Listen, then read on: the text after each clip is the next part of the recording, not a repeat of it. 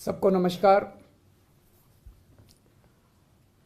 मुझ पर आरोप लगाए जा रहे हैं कि केजरीवाल फ्री की रेवड़ियां बांट रहा है, केजरीवाल फ्रीबीज दे रहा है, मुझे भद्दी भद्दी गालियां दी जा रही है, मेरा मजाक उड़ाया जा रहा है। आज मैं देश के लोगों से पूछना चाहता हूं कि मैं क्या गलत कर रहा हूं। दिल्ली के गरीबों के बच्चे, मिडिल क्लास के बच्चों को मैं सरकारी स्कूलों में शानदार शिक्षा दे रहा हूं, लेकिन फ्री में शिक्षा दे रहा हूं। मैं लोगों से पूछना चाहता हूं कि क्या मैं फ्री की रेवड़ियां बांट रहा हूं या देश की नींव रख रहा हूं। दिल्ली के सरकारी स्कूलों में 18 लाख बच्चे पढ़ते हैं। इन 18 लाख बच्चों का भविष्य अंधकार में था। अभी तक हमारी सरकार बनी थी उसके पहले जैसे देश भर में सरकारी स्कूलों का बेड़ा गर्क है, देश भर में सरकारी स्कूलों की बुरी हालत है, वैसे ही दिल्ली के सरकारी स्कूलों की हालत थी। पढ़ाई होती नहीं थी, सरकारी सारे स्कूल टूटे फूटे पड़े थे, दीवारें टूटी हुई थी, छतें छू रही थी, ब्लैक बोर्ड था नहीं, डेस्क नहीं थे, नीचे बैठे रहते थे बच्चे, उनकी कोई पढ़ाई नहीं होती थी। 18 लाख बच्चों का भविष्य बर्बाद था। आज अगर हमने इन 18 लाख बच्चों का भविष्य अच्छा कर दिया, अगर मैं इन बच्चों को अच्छी शानदार शिक्षा दे रहा हूं लेकिन फ्री में दे रहा हूं, तो मैं क्या गुनाह कर रहा हूं। सरकारी स्कूलों में पहली बार आज़ादी के बाद से पहली बार 75 साल में पहली बार 99% से ज़्यादा नतीजे आए हैं। मैं अगर अपनी बड़ाई खुद करूं तो कहा जाएगा कि केजरीवाल खुद अपनी बड़ाई कर रहा है, लेकिन नतीजे 99% से ज़्यादा नतीजे आए हैं सरकारी स्कूलों के। प्राइवेट स्कूलों को भी पीछे छोड़ दिया। पिछले कुछ सालों में 4 लाख बच्चों ने दिल्ली के प्राइवेट स्कूलों से नाम कटा के सरकारी स्कूलों में भर्ती हुए हैं। ये कोई छोटी बात नहीं है। आज गरीबों के बच्चे आईआईटी के अंदर कंप्यूटर, मैकेनिकल इंजीनियरिंग की पढ़ाई पढ़ रहे हैं, नीट के पेपर पास करके डॉक्टरी की पढ़ाई पढ़ रहे हैं। एक लड़का है गगन, उसके पिताजी कार्डबोर्ड बनाने, गत्ते के डिब्बे बनाने की फैक्ट्री में मजदूरी का काम करते हैं। कोरोना में वो नौकरी भी छूट गई, 15,000 रुपये महीने कमाया करते थे। आज गगन का एडमिशन आईआईटी धनबाद में कंप्यूटर इंजीनियरिंग में हुआ है। उससे पूछ के देखिए कि क्या केजरीवाल फ्री की रेवड़ियां बांट रहा है या देश का भविष्य बना रहा है। ऐसे हजारों बच्चे हैं जिनका भविष्य आज सुनहरा किया हम लोगों ने। यह काम 1947 में हो जाना चाहिए था, यह काम 1950 में हो जाना चाहिए था, जो आज हम कर रहे हैं। आज हम लोग देश की नींव रख रहे हैं। ये रेवड़ी नहीं है, ये देश की नींव के में एक एक ईंट रख रहे हैं हम लोग। आज दिल्ली के सरकारी अस्पताल हमने शानदार कर दिए। दिल्ली में शानदार मोहल्ला क्लिनिक बना दिए जिनकी चर्चा पूरी दुनिया में हो रही है। पूरी दुनिया के अंदर दिल्ली एक वो चुनिंदा शहर है जहां पे दिल्ली की 2 करोड़ जनसंख्या, एक एक आदमी का इलाज मुफ्त है। एक एक आदमी का, 2 करोड़ लोग रहते हैं दिल्ली में, एक एक आदमी का इलाज मुफ्त है। चाहे वो गरीब हो चाहे अमीर हो। हम ये नहीं पूछते कि कौन सी जात का है, कौन सी धर्म का है, अमीर है, गरीब है, आदमी है, औरत है, छोटा है, बड़ा है, जो भी आदमी है हर एक का इलाज मुफ्त है। 30 लाख, 40 लाख, 50 लाख रुपए का भी अगर उसका ऑपरेशन का खर्चा आएगा, उसकी सारी दवाइयां, उसके सारे टेस्ट, उसके सारे डायग्नोस्टिक्स, सब कुछ उसका मुफ्त होता है। सारे मोहल्ला क्लिनिक्स के अंदर उनका इलाज मुफ्त होता है। क्या मैं ये फ्री की रेवड़ियां बांट रहा हूं? आज दिल्ली के अंदर अगर किसी का एक्सीडेंट हो जाए, हमने एक फरिश्ते स्कीम बनाई है, अगर किसी का एक्सीडेंट हो जाए तो उसको हमने कहा है कि उसको नियरेस्ट अस्पताल में ले जाइए। आसपास जो भी अस्पताल हो, चाहे कितना भी महंगा अस्पताल क्यों ना, उसे उठा के ये नहीं सोचना कि उसे नियरेस्ट अस्पताल में ले जाइए। उस आदमी को ठीक करने का सारा खर्चा दिल्ली सरकार देती है। फरिश्ते स्कीम कहते हैं हम इसे। मैं एक आपको उदाहरण देता हूं। विकास सानी साहब हैं, ईस्ट दिल्ली में रहते हैं। अपने घर से निकले मार्केट के लिए, रास्ते में एक्सीडेंट हो गया। भगवान की कृपा थी कि उधर से अंतुल कोहली जी गुजर रहे थे, उन्होंने उनको उठाया और वो उनको अस्पताल ले गए। उस छोटे अस्पताल ने उनको फोर्टिस में रेफर कर दिया क्योंकि चोट बड़ी गहरी थी। फोर्टिस अस्पताल में उनका 5 लाख रुपए का खर्चा आया। सारा खर्चा दिल्ली सरकार ने दिया। 13,000 से ज्यादा लोगों की जान बचा चुके हैं अभी तक हम। इन 13,000 लोगों के परिवार वालों से पूछिए कि क्या केजरीवाल फ्री की रेवड़ियां बांट रहा है या पुण्य का काम कर रहा है, धर्म का काम कर रहा है। आज दिल्ली के एक एक परिवार को हम फ्री बिजली दे रहे हैं, 200 यूनिट बिजली फ्री दे रहे हैं। पंजाब में हमने 300 यूनिट बिजली फ्री देनी चालू की है।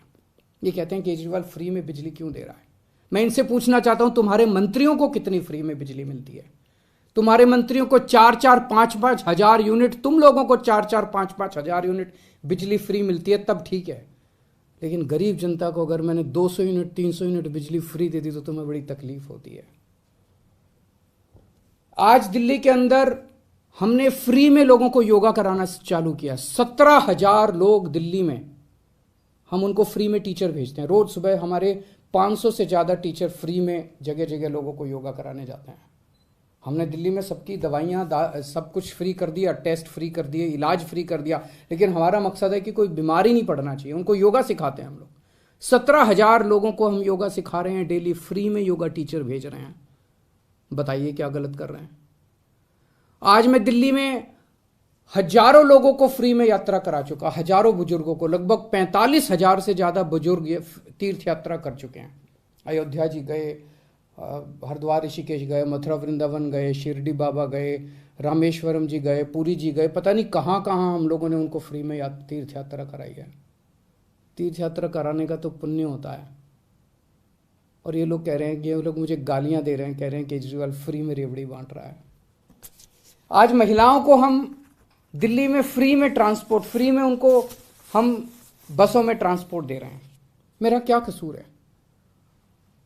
जो लोग मेरे को गालियां दे रहे हैं उन्होंने हजारों करोड़ रुपए खर्च करके अपने लिए प्राइवेट प्लेन खरीदा है। हजारों करोड़ रुपए खर्च करके अपने लिए शानदार हवाई जहाज खरीदे हैं इन्होंने। केजरीवाल अपने लिए हवाई जहाज नहीं खरीदता। केजरीवाल अपनी माँ बहनों का सफर, उस पैसे को बचा के माँ बहनों का सफर फ्री करता है। बताइए केजरीवाल क्या गलत कर रहा है? पढ़ा लिखा हूं मैं, इंजीनियरिंग में डिग्री करी है, मैंने अकाउंटिंग की भी पढ़ाई करी है, कानून की भी पढ़ाई करी है, और असली डिग्री है मेरी, डिग्री भी फर्जी नहीं है।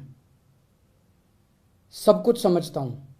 आज इतनी चीजें फ्री करने के बाद भी दिल्ली का बजट फायदे में चल रहा है। ये मैं नहीं कह रहा। अभी थोड़े दिन पहले सीएजी की रिपोर्ट आई है, और सीएजी की रिपोर्ट ने कहा है कि 2015 के बाद से, जब से केजरीवाल की सरकार आई है, तब से दिल्ली का बजट नफे में चलने लगा। उसके पहले घाटे में चलता था। तो बजट भी नफे में चल रहा है। कोई नया टैक्स नहीं बढ़ाया, भ्रष्टाचार खत्म कर दिया। भ्रष्टाचार खत्म करके जो इतना पैसा बचा, उससे अगर अब मेरे अपने लोगों की मैंने इतनी सहूलियतें दे दी, तो बताइए मैंने क्या गलत किया? मैं बताता हूं आपको फ्री की रेवड़ी क्या होती है, और मैं बताता हूं आपको इस देश में फ्री की रेवड़ी कौन बांट रहा है। एक कंपनी है बहुत बड़ी, उस कंपनी ने लोन लिया कई बैंकों से,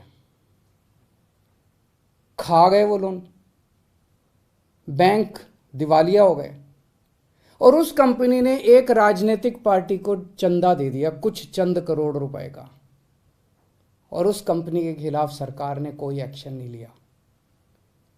ये फ्री की रेवड़ी है। जब आप अपने दोस्तों के हजारों हजारों करोड़ रुपए के लोन फ्री में माफ कर देते हैं, ये फ्री की रेवड़ी है। जब आप विदेशों की यात्रा में जाते हैं और विदेशों की यात्रा के बहाने आप अपने चंद दोस्तों के लिए वहां ठेके लेते हैं विदेशी सरकारों से, ये फ्री की रेवड़ी है। आज देश में दो किस्म की राजनीति चल रही है, एक ईमानदार राजनीति, एक भ्रष्टाचारी राजनीति। ईमानदार राजनीति वो है जो आज आम आदमी पार्टी कर रही है। हम एक एक चीज में पैसा बचाते हैं, एक एक चीज में पैसा बचाते हैं, और वो पैसा बचा के हम जनता को सारी सुविधाएं दे रहे हैं। और दूसरी है भ्रष्टाचारियों की राजनीति। बड़े बड़े हजारों करोड़ रुपए के ठेके दिए जाते हैं, हजार, ताकि खूब पैसा बनाया जा सके। हजारों करोड़ रुपए के ठेके देते हैं, अपने को देते हैं, अपने दोस्तों को ठेके देते हैं वो सारे, और सारी सुविधाएं अपने मंत्रियों को देते हैं। जनता सुविधा मांगे तो कहते हैं कि नहीं नहीं, ये फ्री भी रेवड़ी बांट रहे हैं। जनता को सुविधाएं नहीं देंगे।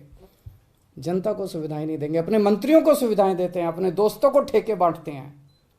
ये भ्रष्टाचार की राजनीति है। आज जनता को तय करना है, देश को आज मैं पूछना चाहता हूं, जनता को तय करना है, ईमानदारी की राजनीति चाहिए कि भ्रष्टाचार की राजनीति चाहिए। मैं भारत को नंबर 1 बनाना चाहता हूं। मेरी जिंदगी का एक ही मकसद है, भगवान से एक ही प्रार्थना है कि जब तक मैं जिंदा हूं, मेरे जीते जी मैं भारत को दुनिया का नंबर 1 देश देखना चाहता हूं। 75 साल हो गए आजादी के, 75 साल।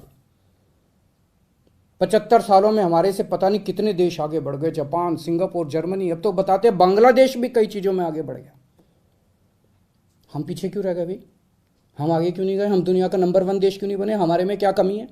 भगवान ने सब कुछ दे रखा है हमें, पहाड़, नदियां, तरह तरह की जड़ी बूटियां, फसलें, समुद्र तट, सब कुछ दे रखा है भगवान ने। भारत के लोग इतने इंटेलिजेंट, फिर भी हम नंबर 1 क्यों नहीं बन रहे? तो हमारा मकसद है दुनिया का नंबर 1 देश बनाना दे भारत को। आज दिल्ली के अंदर मैं फ्री की शिक्षा दे रहा हूं, बच्चों को अच्छी शिक्षा दे रहा हूं, फ्री की शिक्षा दे रहा हूं, लोगों को अच्छा इलाज दे रहा हूं, फ्री का इलाज दे रहा हूं। अगर कभी भगवान ने चाहा तो पूरे देश के एक एक बच्चे को हम फ्री की शिक्षा देंगे, अच्छी शिक्षा देंगे, शानदार शिक्षा देंगे। देश के एक एक व्यक्ति को हम अच्छा इलाज देंगे, फ्री का इलाज देंगे, शानदार इलाज देंगे। इससे देश की नींव रखी जाएगी। ये काम 1947 में, 1950 में हो जाना चाहिए था। और जब तक हम अपने देश की नींव नहीं रखेंगे, जब तक हमारी नींव मजबूत नहीं होगी, तब तक भारत दुनिया का नंबर 1 देश नहीं बन सकता। हम भारत के अंदर कैपेबिलिटी है, कैपेसिटी है आगे बढ़ने की, लेकिन उसके लिए हमें एक ईमानदार राजनीति की जरूरत पड़ेगी। नमस्कार।